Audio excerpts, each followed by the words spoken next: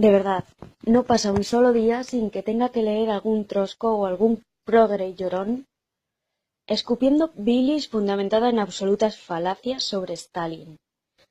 Que si el testamento de Lenin, que si los gulags, que si la matanza de Katyn, que si las violaciones, que si el aborto, que si Stalin era un machista, que si comía bebés. Bueno, lo de comer bebés creo que no hace falta ni responderlo, ¿no? ¿En qué punto estamos si comer bebés es un argumento? Bueno, es que he oído de todo, hasta que Trotsky era mejor porque Stalin era tartamudo y daba mal los discursos. El reverendo argumento. Por no hablar de los anarquistas, que ahora se creen dueños y señores defensores de la justicia, del feminismo y hablan mucho de Stalin, pero no hablan de Proudhon. No te hablan de que Proudhon era un maldito misógino de mierda que pensaba que la emancipación de la mujer estaba en el matrimonio, el cinismo y la doble moral. O los nuevos defensores de Nikita. En fin, hace falta tener estómago para llamarte socialista y defender a Nikita. Estómago no, hace falta no tener vergüenza. Sobre Nikita poco se puede decir, poco bueno y mucho malo. Bueno, de hecho, creo que no se puede decir absolutamente nada cuando Nikita fue la piedra angular del principio del fin de la caída del socialismo en la Unión Soviética. Ese amable señor precursor de esa reverenda e ingente cantidad de mentiras que hoy conocemos como propaganda antiestalinista, que le valió Bélgica producir a cualquier precio, como Archipiélago Gulag, el librito que le ayudó a producir a su colega Solzhenitsyn. Solzhenitsyn, un señor que era pro-nazi, fascista, pro-franquista, colonialista, zadista, antisocialista. En resumen, un señor que pidió volver a atacar Vietnam después de su victoria. Podemos ver la catadura moral. Y aún así, pues, entre perros no se muerden. Nikita, con un par de huevos, le ayudó a sacar un libro repleto de mentiras que hoy en día los informes de la CIA, que para que lo demuestre la CIA, hostia, nos han dejado en evidencia que los Gulag no eran esos campos de terror y exterminio que pintaba el nota. Que, por cierto, salió, y esto ya nos dice mucho, si dejamos salir con vida de la Unión Soviética a alguien como Solzhenitsyn, igual tan hijos de la gran puta no éramos. En los Gulag se daban 3 comidas al día hasta el 53.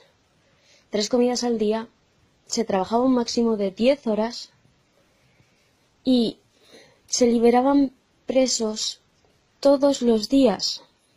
Cumplías tu condena y te largabas a tu casa. Por completar, no había ni un 3% de presos en los Gulag cuya inocencia estuviese puesta en duda. Y en esto nos reafirmamos además cuando después de la muerte de Stalin se libera a un montón de presos y la enorme mayoría reincide. Pero, es que los presitos tenían que trabajar. Pues nos ha jodido. Claro que tenían que trabajar. ¿Qué vamos a hacer? ¿Dejarlos ser parásitos a costa del Estado? Es lo que hay. Y mira, las comparaciones son odiosas, pero en los peores años del Gulag, esos terroríficos, en los que Stalin metió a un montón de gente, chico, había menos presos en los Gulag que los presos que tiene hoy Estados Unidos en las cárceles. Y la Unión Soviética tenía bastante más población. Por cifras, esto es algo que no debería encajar. Si Stalin era tan malo y mandaba aleatoriamente a dedo a todo aquel que le cayese mal, bueno, ya, al que no lo mataba, ¿verdad? Claro, luego resulta que se mató a contrarrevolucionarios por tener lazos con la Gestapo y este tipo de cosas. Pero nada, oiga, Stalin los mataba a todos. Matar, matar, matar. Stalin, matar y ya está. ¿Sabes? El gran argumento estrella también del trotskismo. No sé. Basta con que te leas los juicios de Moscú, sepas que hubo gente que se declaró culpable, que no todas las penas fueron las mismas y que siempre se llenan la boca con que se mató a toda la vieja guardia. Mentira. Mentira, se mató a los traidores y a los contrarrevolucionarios. ¿Y si no, qué hace Voroshilov ahí? Me van a decir que es que le chupaba el culo a Stalin. Joder.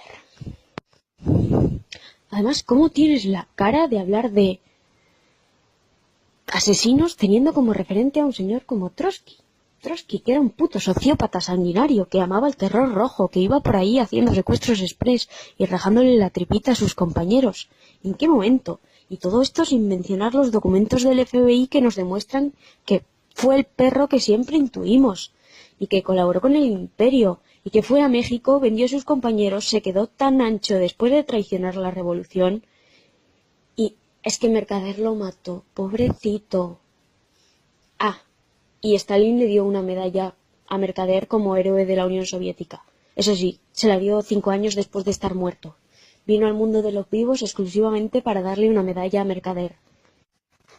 Siempre hablan los mismos, esos que te utilizan el socialismo en un solo país como ideología divergente al marxismo-leninismo, esos que te hablan de Stalin como un teórico ajeno al resto de la teoría y que se atreven a descartarlo sencillamente porque es Stalin y les cae feo. Cuando absolutamente toda la teoría del puño de Stalin es marxismo-leninismo puro y duro.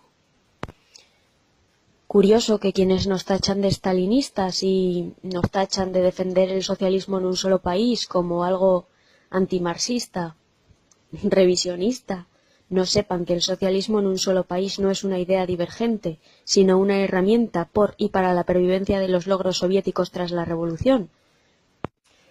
Cuando, para poder hablar del socialismo en un solo país, con criterio, debemos hablar de cosas como la derrota de la revolución que se estaba gestando en lugares decisivos como Alemania, donde los procesos de los años 19 y 23 acabaron fracasando, o Hungría, y que dejaron en consecuencia una revolución soviética absolutamente aislada, cuando tenemos que hablar también de un país que fue atacado por 16 ejércitos, que salió victorioso, sí, pero con una ingente cantidad de muertos que dejó una población absolutamente desolada, o de su guerra civil, porque es imposible tener una visión correcta sin entender, sin analizar todo esto, y no solo es imposible, hacerlo es un insulto al pueblo, a su historia, y decir que el socialismo en un solo país fue un capricho de Stalin no puede ser más falso, retorcido y demagogo.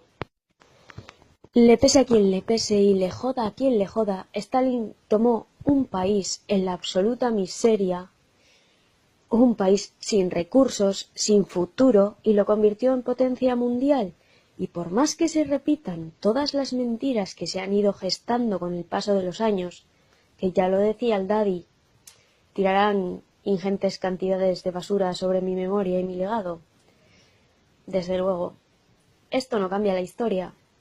Stalin fue lo mejor que le pudo pasar a la Unión Soviética. Y no hay nada más que añadir.